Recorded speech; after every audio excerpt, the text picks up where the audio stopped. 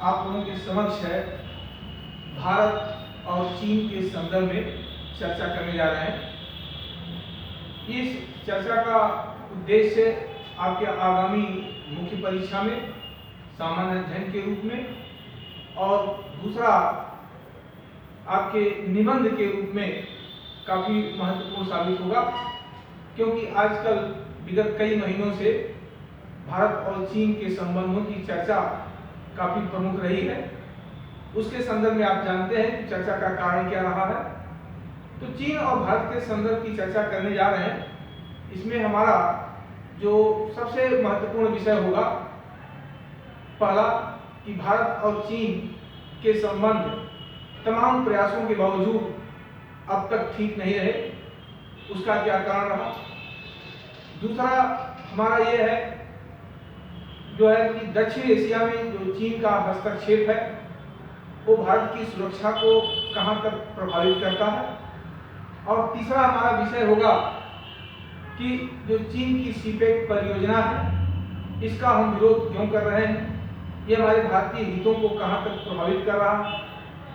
आज भारत के विरुद्ध चीन पाकिस्तान का जो सामरिक गठजोड़ जो हमारी सुरक्षा के लिए बहुत ही गंभीर खतरा पैदा कर चुका है, अर्थात हमारे समक्ष एक टू साइडेड वार की संभावनाओं को बहुत तेजी से बढ़ावा दे रहा है। इससे हम कैसे निपट सकते हैं, इस पर भी चर्चा का विषय है। और साथ साथ है कि इन तमाम अंतर्विरोधों, भारत और चीन के बीच इन तमाम अंतर्विरोधों के बावजूद, संबंध सामान्य न होने के बावजूद, आज वह कौन से ऐसे विषय हैं जिसकी आवश्यकता दोनों देशों को एक साथ देखी जा सकती है। मेरा मानना है कि भारत और चीन एशिया के दो महत्वपूर्ण पड़ोसी राष्ट्र हैं।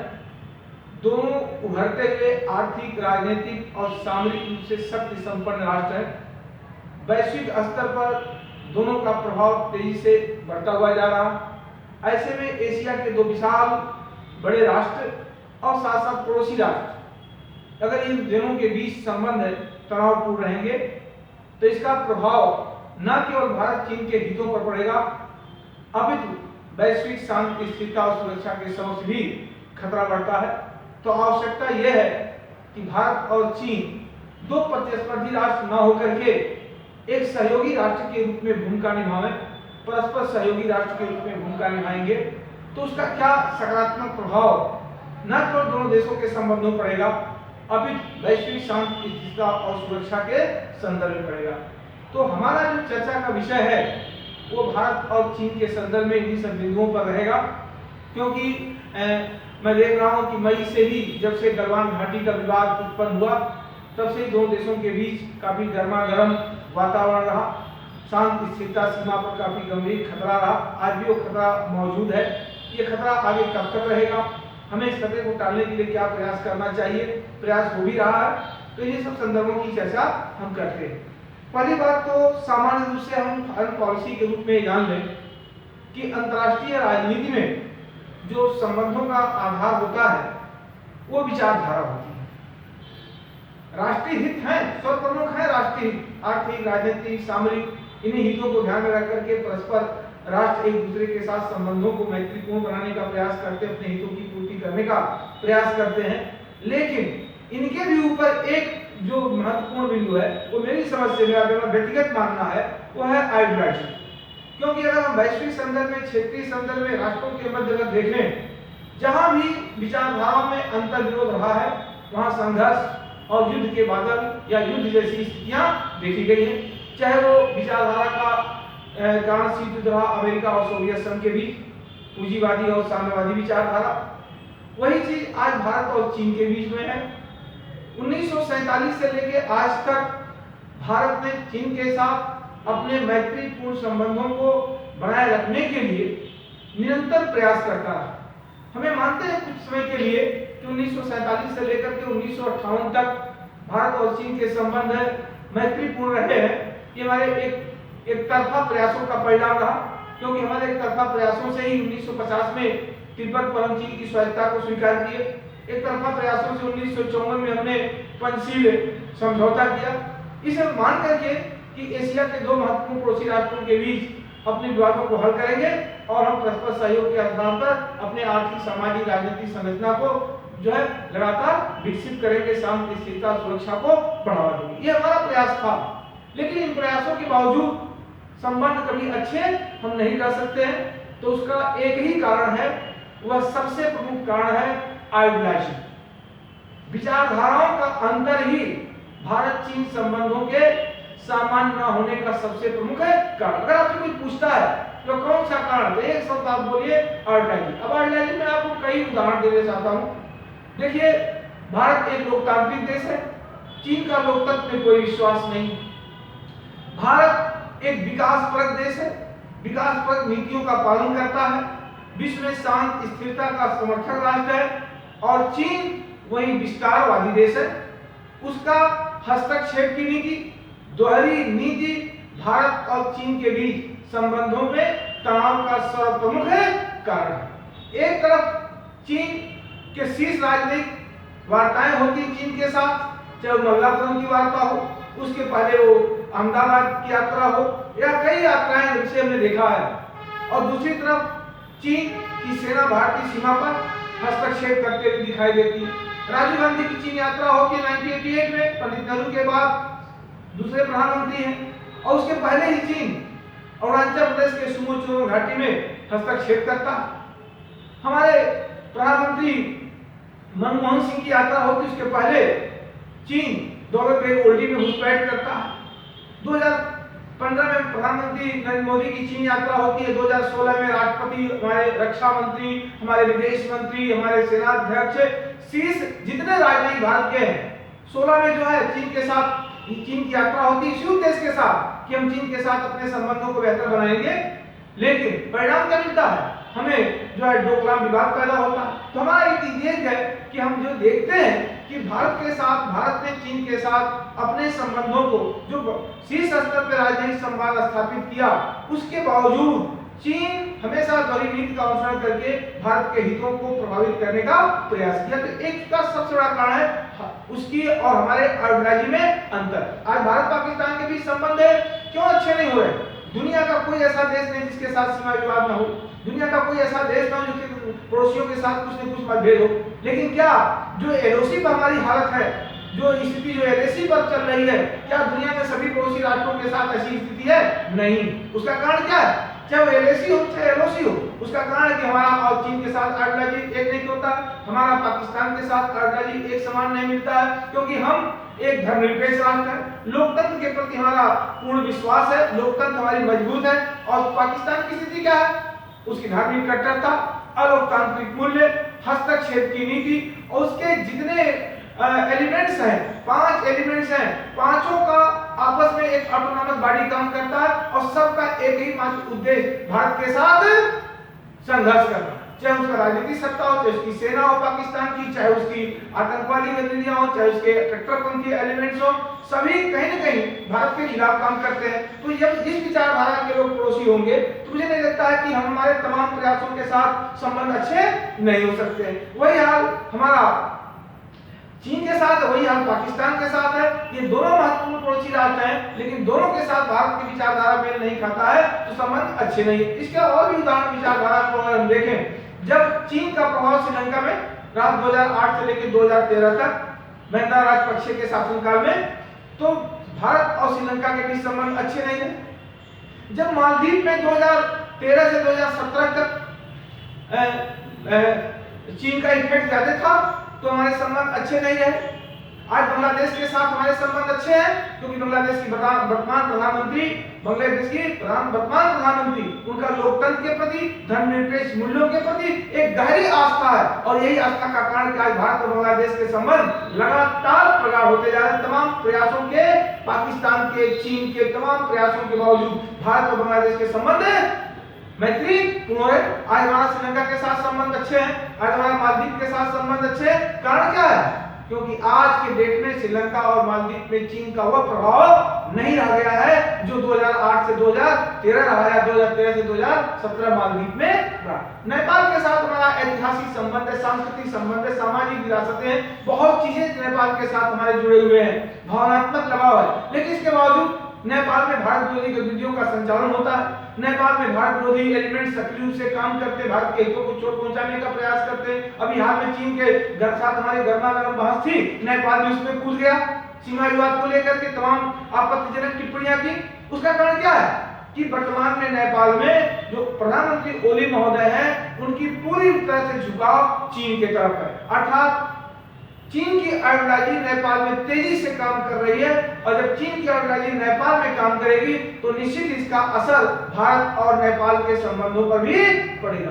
तो हम अगर भारत के पड़ोसी देशों के संदर्भ में अगर देखते हैं तो हम यही देखते हैं कि आइडियोलॉजी एक महत्वपूर्ण ऐसा कारक है जिसके कारण संबंधों में उतार चढ़ाव देखते हैं। इसके अलावा राष्ट्रीय हित तो सर्वप्रमुख है ही, हर राष्ट्र अपने हितों के अनुरूप ही अपने संबंधों का निर्धारण करता है। भारत भी अपने हितों को ध्यान में रख करके अपने संबंधों का निर्धारण करता है। तो भारत और चीन के बीच अगर कोई कहे कि संबंध समान न होने का कारण क्या है, तो सबसे मूल कारण, जो फंडामेंटल कारण है, वो हमारी आइडियोलॉजी और हमारी उसकी आइडियोलॉजी में जमीन आसमान का अंतर है। हम अपने पड़ोसियों के साथ सीमा विवाद को राजनीतिक तरीके से, शांतिपूर्ण तरीके से हल करने का प्रयास करते हैं और चीन आज भी संतुजू के विचारों से प्रेरित होकर के विस्तारवादी नीति को अपनाता है। क्योंकि संतुजू ने कहा था कि पड़ोसियों की जमीन हड़पने के लिए अगर 100 वर्ग गज जमीन के लिए 100 वर्ष तक संघर्ष करना हो तो संघर्ष कर करके वो जमीन हथियाना चाहिए। शी जिनपिंग महोदय वही नीति पर आज कायम है और यही कारण है कि जिस हस्तक्षेप की नीति से शी जिनपिंग आगे बढ़ रहे हैं, उसका यही कारण है कि आज हांगकांग के साथ, ताइवान के साथ, जापान के साथ, मंगोलिया के साथ, मध्य एशिया गणराज्य के साथ, म्यांमार के संपूर्ण साउथ ईस्ट एशियाई देशों के साथ, भारत के साथ चीन के संबंध मैत्रीपूर्ण नहीं है। जिसको मित्र मानता है नेपाल को, उसका भी हथियार लिया है। अभी जो रिपोर्ट आई है वो भूटान एक छोटा सा देश है, उसका भी सीमावर्ती क्षेत्रों में मकान तमाम चीजें इंफ्रास्ट्रक्चर मजबूत कर रहा है। तो चीन संतुजू के विचारों पे चल रहा है जो विस्तारवादी विचारधारा से प्रेरित होता है। और यही कारण है कि विस्तारवाद, क्योंकि हमारे मोदी साहब ने कहा वैश्विक मंचों पर विस्तारवाद नहीं चलेगा, विकासवाद चलेगा। आज भारत और चीन के बीच जो चीन का विस्तारवाद है वही संबंधों के सबसे प्रमुख कारण है। अब आता है कि हम इसके अलावा कौन कौन से ऐसे कारण हैं जिससे भारत और चीन के रिश्ते मजबूत नहीं हो रहे हैं। विशेष करके हम इन कारणों को दो संदर्भों में देखें, दो भागों में डिवाइड कर दें।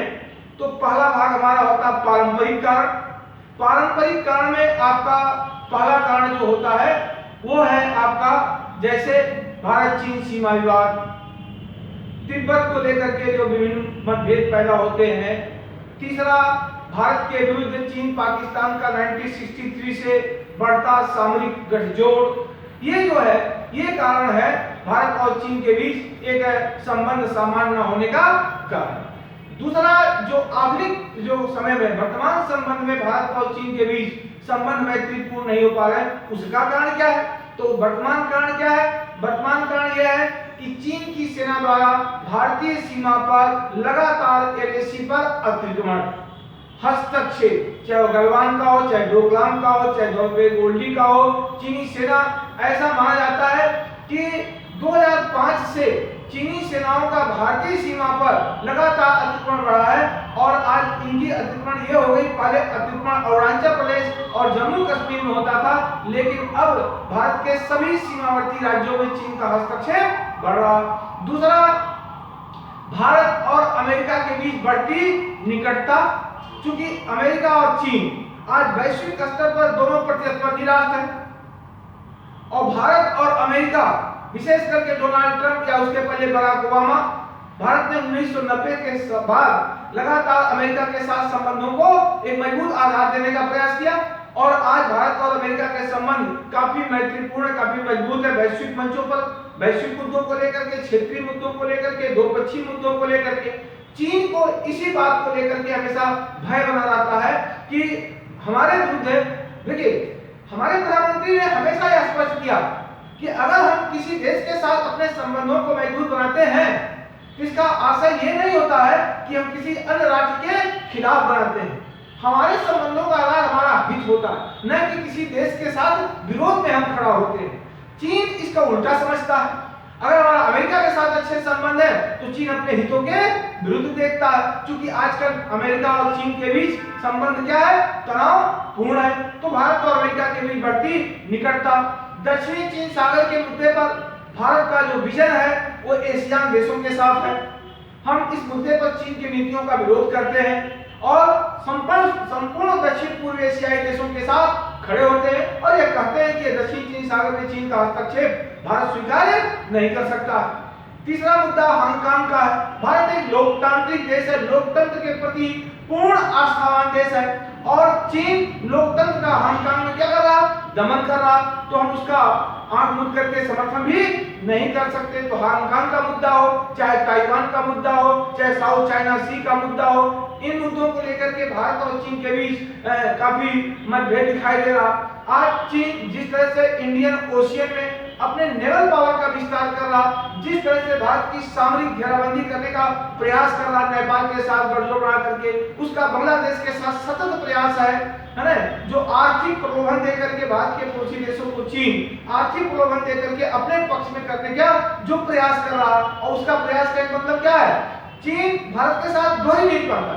एक तरफ शीर्ष स्तर पर राजनीतिक संवाद स्थापित करके हमारे साथ मैत्रीपूर्ण संबंध की कोशिश करता, और दूसरी तरफ भारत को दक्षिण एशिया में घेरने के लिए भारत के पड़ोसी राष्ट्रों के साथ एक सामरिक जो है रणनीति बनाने का जो प्रयास करता है, यही एक कारण है कि भारत और चीन के संबंध है मैत्रीपूर्ण नहीं हो पा रहे। इसके अलावा हमारे कारण है पाकिस्तान के साथ जो है चीन का लगातार जो सामरिक गठजोड़ है, सामरिक ही गठजोड़ नहीं है, सामरिक गठजोड़ है, राजनीतिक गठजोड़ है, आतंकी जो गठजोड़ है, वो जो भारत के विरुद्ध चीन पाकिस्तान में बैठ के जो कर रहा है उसे भारत अच्छी तरह से समझता है, और यही इसलिए आज हम चीन के संबंधों पर एक प्रश्न चिन्ह खड़ा करते हैं। आप पाकिस्तान का एक आतंकी संगठन जैसे मोहम्मद, आप भी जानते हो कि लश्कर-ए-तोयबा पाकिस्तान का सबसे बड़ा आतंकी संगठन, भारत के विरुद्ध आतंक को बढ़ावा देने में। लेकिन भारत में जितने आत्मघाती हमले हुए, जितने विभत्स हमले हुए, चाहे पठानकोट का हमला हो, चाहे उरी का हमला हो, चाहे वो पुलवामा हमला हो, उस हमले को कराने में जैश-ए मोहम्मद की भूमिका प्रमुख है। और जैश-ए मोहम्मद को संरक्षण कहां से मिलता है, चाइना से मिलता है। आखिर जैश-ए मोहम्मद बहुत पुराना संगठन नहीं है, लेकिन इतना ताकतवर हो गया कि भारत में जितने बड़े विभत्स आतंकी हमले हुए जैश-ए मोहम्मद के द्वारा, क्योंकि चाइना पाकिस्तान में जैश-ए मोहम्मद को संरक्षण देता है, भारत को इसे स्वीकार्य नहीं है। आतंकवाद का मुद्दा है, हम चाइना के साथ है, इस पर एक साथ नीति अपनाने की कोशिश करते हैं। आपको याद होगा कि हमारे प्रधानमंत्री स्वर्गीय अटल बिहारी वाजपेयी जब चीन की यात्रा पर गए थे 2003 में, तो उसमें 9 समझौते, महत्वपूर्ण समझौते हुए थे, और इन 9 समझौतों में एक समझौता आतंकवाद का भी था, और इसमें एक कहा गया था कि आतंकवाद के मुद्दे पर भारत और चीन दोनों एक साथ मिलकर के काम करेंगे। लेकिन हुआ क्या, हम आतंकवाद की लड़ाई में चीन के साथ देते हैं। चीन जिनको आतंकवादी मानता उसको भारत भी आतंकवादी मानता, चाहे उइगर विद्रोही हो चाहे कोई हो। लेकिन क्या जिसको हम आतंकवादी मानते हैं उसको चीन आतंकवादी मानता? कदाप नहीं मानता। अगर माना होता तो जैसे मोहम्मद के कारण, जैसे मोहम्मद को लेकर के संयुक्त राष्ट्र संघ में सुरक्षा परिषद में चीन बार बार वीटो का प्रयोग नहीं करता। तो आतंकवाद का उसका दोहरा चरित्र भारत चीन संबंधों में एक प्रमुख कारण के रूप में देखा जा सकता है। तो चाहे आतंकवाद का मुद्दा हो, आज भारत और चीन के बीच व्यापार असंतुलन, खैर अब तो विगत साल भर से 2020 से अप्रैल मास से ही व्यापार लगातार घट रहा है, काफी घट चुका है। लेकिन इसके पहले भारत और चीन के बीच लगभग 100 अरब डॉलर का व्यापार हो रहा। व्यापार संतुलन उसके पक्ष में था, असंतुलन हमारे पक्ष में था। क्यों था? क्योंकि हम चीन के वस्तुओं का बहुत तरजीह देते हैं उनके, लेकिन चीन हमारे वस्तुओं पर तमाम प्रकार का बैन लगा करके निर्यात को क्या करता है, कंट्रोल करता है। इससे भारत और चीन के बीच व्यापार असंतुलन बढ़ा है। और यह आपको जानना चाहिए कि आज का जो वर्ल्ड पावर है, उस वर्ल्ड पावर में हमें केवल सैनिकों के द्वारा लड़ाई नहीं होती है, युद्ध के द्वारा। आज राष्ट्रों के बीच इकोनॉमी वार है। चीन हमारे खिलाफ इकोनॉमी वार विगत कई वर्षों से छेड़ रखा है। अर्थात इकोनॉमी वार में होता क्या है कि अगर हम अपने प्रतिस्पर्धी राष्ट्र की अर्थव्यवस्था को कमजोर कर दिए, क्योंकि आज का युग किसी राष्ट्र की सैन्य शक्ति उस राज्य की अर्थव्यवस्था पर निर्भर है। अगर अर्थव्यवस्था को कमजोर कर दिए तो वह मजबूत सैन्य शक्ति का निर्माण नहीं कर सकता। हम अपनी अर्थव्यवस्था को मजबूत बनाए रखें, शत्रु की अर्थव्यवस्था को कमजोर करने का प्रयास करें, जिससे शत्रु हमारे समक्ष कोई सैन्य संतुलन स्थापित न कर सके। चीन इस नीति पर भी काम कर रहा है, क्योंकि भारत के बढ़ते आर्थिक विकास, भारत का बढ़ता वैश्विक प्रभाव चीन को स्वीकार नहीं है। इसलिए चीन भारत के खिलाफ एक इकोनॉमी वार भी छेड़ रखा है, चाहे वो वैश्विक संदर्भ में व्यापार और निवेश को लेकर के हो, चाहे दोनों देशों के बीच द्विपक्षीय व्यापार को लेकर के हो। चीन का एक ही प्रयास है कि भारत की अर्थव्यवस्था को कहीं कहीं कमजोर किया जा सके। तो इन सब मुद्दों को लेकर के भारत और चीन के बीच एक गंभीर मतभेद चलता रहा। अब एक परियोजना है सीपीसी, सीपैक परियोजना। ये सीपैक परियोजना जो हमारी है, ये जम्मू कश्मीर के उत्तर पश्चिमी भाग में,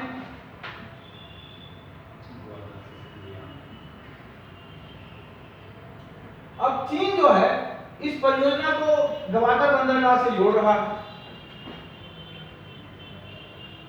ये जो बल्टिस्तान और बिल्गिस्तान का एरिया है, यह क्षेत्र भारत का है।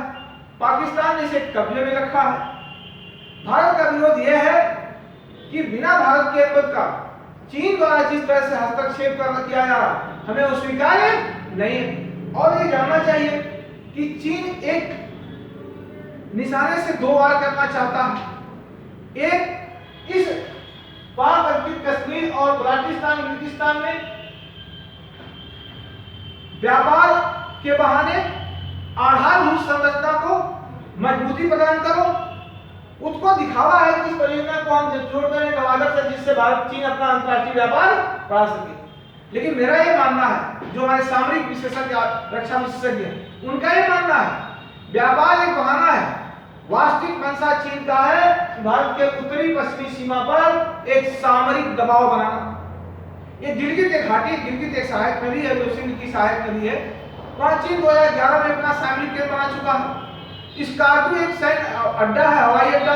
आज चीन के अत्याधुनिक जो फाइटर प्लेन है वहां पर तैनात हुए हैं। तो चीन इस परियोजना के माध्यम से जहां व्यापार को बढ़ाने की कोशिश करता है, गवादर बंदरगाह से जोड़ता है, और दूसरी तरफ विकास के बहाने जम्मू कश्मीर लद्दाख में तो सामरिक दबाव चीन भारत के खिलाफ बढ़ा ही रहा है। पश्चिमी भाग में, जम्मू कश्मीर के पश्चिमी भाग में, चाहे पीओके हो, चाहे उत्तर पश्चिमी का बल्टिस्तान बिल्टिस्तान का एरिया हो, यहां भी चीन अपना सामरिक दबाव बढ़ा। उसका एक ही उद्देश्य है कि हम दोनों जम्मू कश्मीर में पूर्व और पश्चिमी दोनों मोर्चे पर अगर भारत पर सामरिक दबाव बढ़ाएंगे तो निकट भविष्य में हम जम्मू कश्मीर को भारत से अलग कर देंगे। और आपको पता होना चाहिए कि जम्मू कश्मीर राज्य भू राजनीतिक दृष्टिकोण के संदर्भ में भारत के किसी राज्य की अपेक्षा सबसे अधिक महत्वपूर्ण भूमिका निभाता, क्योंकि इस राज्य की सीमा भारत के दो महत्वपूर्ण प्रतिस्पर्धी राष्ट्र चीन और पाकिस्तान से लगता है, इसलिए मध्य एशिया से लगता है। इसलिए इस क्षेत्र का भौगोलिक परिस्थितियां भू राजनीतिक और भू सामरिक दृष्टिकोण से अत्यंत महत्वपूर्ण है, जो वर्तमान में भारत के पक्ष में है। यदि कभी निकट भविष्य में, यद्यपि संभव नहीं है, आज का भारत उभरता हुआ भारत है, आर्थिक रूप से, राजनीतिक रूप से, सामरिक रूप से आज हमारे पास कुशल नेतृत्व है, मजबूत सैन्य क्षमता है, ठोस अर्थव्यवस्था है, राजनीतिक अस्थिरता है। हम इन तत्वों के आधार पर विश्व के किसी भी राष्ट्र से लड़ने में सक्षम है। आज हमारे सामने टू साइडेड वार की संभावना अगर बनती है तो उससे भी लड़ने में सक्षम है। हमने गलवान घाटी में 1% भी झुकने का प्रयास नहीं किया, यद्यपि हमारे सीमा पर चीन पाकिस्तान के दो साइडेड वार की संभावनाएं खतरे मंडरा रहे हैं, लेकिन हम अपने हितों के साथ कोई समझौता नहीं किए। तो आज हमारे पास यह है, चीन जो मंशा पाल रखा है, पाकिस्तान जो मंशा पाल रखा है कि हम जम्मू कश्मीर में हस्तक्षेप करके, बढ़ावा करके और भारत को अलग करने की कोशिश करेंगे। मुझे लगता है कि निकट भविष्य में यह संभव होने वाला नहीं है। तो चीन का उद्देश्य जम्मू कश्मीर के भू राजनीतिक और भू सामरिक जो परिस्थिति है उसे अपने अनुकूल करना और भारत के विरोध में खड़ा करना। भारत को यह स्वीकार्य नहीं है, क्योंकि हमारा सियाचिन क्षेत्र है, हमारा यहाँ से पूरा यद्यपि आज ये दुर्भाग्यपूर्ण विषय है कि चीन जम्मू कश्मीर का 45% एरिया पर हमारा कब्जा है। फिर 55% पर पाकिस्तान और चीन का कब्जा। ये हमारे आदर्शवादी नीति का परिणाम है। उसमें हम जाना नहीं चाहते, वो एक लंबा अलग टॉपिक है, लेकिन मैं इतना बताता हूं कि जो विलय हुआ था उस विलय का अधिकांश भाग चीन पाकिस्तान में है, और वही भाग आज हमारी सुरक्षा और संप्रभुता के लिए गंभीर खतरा पैदा कर दिया है। तो मेरे मानना यह है कि चीन और भारत के बीच जो तनाव है वो चीन द्वारा पीओके में, चीन द्वारा बलोचिस्तान किर्गिस्तान में, चीन द्वारा लद्दाख में, चीन द्वारा संपूर्ण एलएसी क्षेत्र में जिस तरह से सामरिक दबाव बनाने की कोशिश की जा रही भारत की सुरक्षा पर, वह भारत और चीन के संबंधों में एक बहुत बड़ा बाधा है। अब देखना है हिंद महासागर में जो उसकी स्ट्रेटजी है वो भी भारत चीन के संबंधों को तनावपूर्ण बनाता है, क्योंकि चीन एक तरफ हमसे वार्ता की बात करता है और दूसरी तरफ हमारे खिलाफ सामरिक तैयारी लगातार निरंतर वो बढ़ाता है। आज भारत अपने हितों की सुरक्षा के लिए क्वाड का मेंबर बना हुआ है, क्वाड में अपनी सक्रियता बढ़ा रहा है, क्वाड के लगातार बैठकें हो रही हैं, भारत का क्वाड के साथ लगातार बैठकें, चीन अपने हितों के विरुद्ध देखता है। तो क्वाड का भारत का क्वाड के तरफ झुकाव, भारत का अमेरिका की तरफ झुकाव, भारत का जापान के साथ बढ़ते संबंध, भारत का रूस और मंगोलिया के साथ, मध्य एशिया के साथ जो भारत का वैश्विक स्तर पर प्रभाव है वो चीन को स्वीकार्य नहीं। एक कहानी आपको बता दें, हम 1962 के युद्ध को ये मानते थे कि भारत के 1962 का युद्ध सीमा विवाद के कारण हुआ। ये मान के बैठे थे कि तिब्बतियों का भारत में राजनीतिक संरक्षण दिया गया था, इसलिए चीन कुपित हो गया था। ये कारण था, ये तो कारण था ही, लेकिन वास्तविक कारण क्या था? वास्तविक कारण ये था कि पंडित नेहरू के नेतृत्व में 9 स्वतंत्र राष्ट्र जो एशिया अफ्रीका के थे, उन पंडित नेहरू के नेतृत्व में 9 स्वतंत्र राष्ट्रों में गुटनिरपेक्ष राष्ट्र के रूप में जो भारत का प्रभाव तृतीय विश्व के देशों में अर्थात विकासशील देशों में जो बढ़ रहा था, उसे चीन स्वीकार्य नहीं कर पाया था। चीन स्वतंत्र हुआ, लेकिन उसकी जो मूल्य है, उसकी जो नीतियां थी वो अलोकतांत्रिक थी और इसी कारण वह अलग थलग था। तो चीन को पंडित नेहरू के नेतृत्व में वैश्विक स्तर पर भारत के प्रभाव को चीन स्वीकार नहीं कर पा रहा था, पहला कारण था। और दूसरा कारण यह था कि जब चाइना में माओ त्से तुंग ने जो सांस्कृतिक क्रांति लाई और एक धर्महीन समाज की स्थापना किया जो हस्तक्षेपों से, उसका चीन में भारी विरोध हुआ। उस विरोध का ध्यान हटाने के लिए उसने भारत के सीमा पर युद्ध की स्थिति पैदा कर दी और 1962 में हमारे सामने युद्ध छेड़ दिया। ठीक यही हालात आज फिर पुनः उभर करके आए हैं, जिसका परिणाम गलवान घाटी, जिसका परिणाम डोकलाम, जिसका परिणाम दौलतबेग ओल्डी। क्यों? आज पंडित नेहरू के बाद प्रधानमंत्री नरेंद्र मोदी एक दूसरे ऐसे नेतृत्व करता है जिनके लीडरशिप में भारत का वैश्विक स्तर पर प्रभाव तेजी से फैला हुआ है। भारत की वैश्विक संदर्भ में भारत की स्वीकार्यता काफी बड़ी है, विकसित देशों में भी, विकासशील देशों में भी, इस्लामिक देशों में भी, अफ्रीकी देशों में। तो भारत का बढ़ता प्रभाव चीन स्वीकार्य नहीं कर पा रहा, इसलिए वो भारत को एक अस्थिरता पैदा करने की कोशिश करता है कि ताकि भारत हमारे झुकाव, हमारे दबाव में रहे और हमारे हितों की कहीं आगे न बढ़ सके। दूसरा कारण है कि शी जिनपिंग की खुद की जो नीतियां उनकी विकसित की गई है, वो चीन का समाज इसे स्वीकार्य नहीं कर पा रहा। तो चीन में खुद ही सत्ता के विरुद्ध अंतर्विरोध उनकी पार्टी में खड़ा हो रहा है, इसलिए उस अंतर्विरोध को दबाने के लिए, अपनी सत्ता पर पकड़ बनाए रखने के लिए और भारत को एक आश्चर्य राष्ट्र करने के लिए, वैश्विक मंचों पर भारत की स्वीकार्यता को कमजोर करने के लिए आज चीन पाकिस्तान के साथ मिलकर के भारतीय सीमा पर क्या कर रहा? युद्ध जैसे हालात पैदा कर रहा। तो मेरा यह मानना है कि जब तक भारत और चीन के बीच मैत्रीपूर्ण संबंध तभी हो सकते हैं जब हमारे और उसके विचारधाराओं में समानता, हम उसकी संप्रभुता का सम्मान करते, हम पंचशील का सम्मान करते। भारत कभी किसी देश के आंतरिक मामले में हस्तक्षेप नहीं किया और न भारत अपने आंतरिक मामले में किसी राष्ट्र के हस्तक्षेपों को स्वीकार करेगा। आज तक चीन नॉर्थ ईस्ट में, जम्मू कश्मीर में, अन्य जगहों पर लगातार हस्तक्षेप किया। हमने पंचशील नीतियों का आज भी पालन किया। हम हर विवाद को शांतिपूर्ण तरीके से समाधान करने की कोशिश करते हैं। हम परस्पर एक दूसरे की संप्रभुता का सम्मान करते हैं। हम परस्पर व्यापार निवेश को बढ़ावा देते हैं। लेकिन उलट चीन पंचशील को एक सिद्धांत के रूप में देखता है, भारत पंचशील को एक व्यवहार के रूप में देखता है। अंतर यही है भारत और चीन के बीच मतभेदों का। तो एक बहुत बड़ा कारण यह है। अब मुद्दा आता है कि यह विरोध कब तक चलेगा। क्या भारत और चीन कभी एक हो सकते हैं? देखिए, मेरा यह मानना है, अंतरराष्ट्रीय राजनीति में न कोई अस्थायी मित्र होता है, न कोई अस्थायी शत्रु होता है। हितों पर आधारित मित्र और शत्रु होते हैं। भारत और चीन के बीच हितों की टकराहट है, आर्थिक मुद्दे पर, राजनीतिक मुद्दे पर और सामरिक मुद्दे पर। तीनों मुद्दे पर हमारे उसके हित है, मेल नहीं खा रहे हैं, लेकिन फिर भी भारत हमेशा एक आशावादी देश रहा है। भारत शांत स्थिरता का समर्थक रहा है। भारत और चीन के बीच तमाम तनाव, युद्ध जैसे हालात होने के बावजूद भारतीय मान के चलता है कि एक दिन भारत और चीन के संबंध मैत्रीपूर्ण है। भारत लगातार कोशिश करता है। आज गलवान विवाद के बाद जो तनाव पैदा हुआ उसे हल करने के लिए कई स्तर की वार्ताएं हो चुकी हैं। भारत कभी वार्ता से मुकरा नहीं है। चीन के हर वार्ता का जवाब देने के लिए भारत तैयार रहा है। तो हमारा युद्ध में विश्वास नहीं है, हमारा विश्वास शांति में है। लेकिन अगर भारत और चीन दोनों प्रतिस्पर्धी राष्ट्र न हो जाए, एक मैत्रीपूर्ण राष्ट्र हो जाए, तो उसका क्या प्रभाव पड़ेगा? तो उसका कई अर्थों में व्यापक असर पड़ेगा।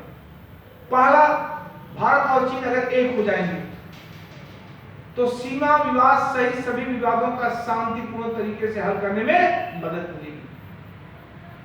दूसरा, दोनों देशों के बीच जो सैन्य प्रतिस्पर्धा है, शस्त्र प्रसार चल रहा है, उसे नियंत्रित करेंगे। शस्त्र नियंत्रण और निशस्त्रीकरण की प्रक्रिया भी आगे बढ़ सकती है। तीसरा, आतंकवाद के मुद्दे पर अगर भारत और चीन एक समान नीति अपना लें तो न केवल आतंकवाद का खतरा भारत और चीन में समाप्त हो सकता है, अब वैश्विक स्तर पर, विशेष करके एशिया अफ्रीका में, हम आतंकवाद को नष्टाभूत करने में काफी सफल हो सकते हैं। चौथा, भारत और चीन एक विशाल जनसंख्या वाले राष्ट्र हैं, जहां पर विश्व की 38% आबादी निवास करती है। विश्व के सबसे बड़े बाजार बन सकते हैं और विश्व के आकर्षण का हम केंद्र बन सकते हैं। हम परस्पर सहयोग के आधार पर एक दूसरे के साथ मिलकर के अपने आर्थिक हितों की पूर्ति कर सकते हैं। ऊर्जा सुरक्षा, ऊर्जा संरक्षण, ऊर्जा संकट जैसे मुद्दों पर भी हम एक साथ मिलकर के काम कर सकते हैं। WTO में बड़े राष्ट्रों की, विकसित देशों की, विकासशील देशों के खिलाफ जो मनमानी नीतियां अपनाई जाती हैं, विकासशील देशों के हितों के विरुद्ध काम करने की जो कोशिश की जाती है, उसे कभी कामयाब नहीं होने देंगी। चाहे वह श्रम का हो, श्रम मूल्यों को लेकर के हो, चाहे वो सब्सिडी हो किसी के क्षेत्र में हो, चाहे वो मानवाधिकार को लेकर के हो, चाहे वो पर्यावरण को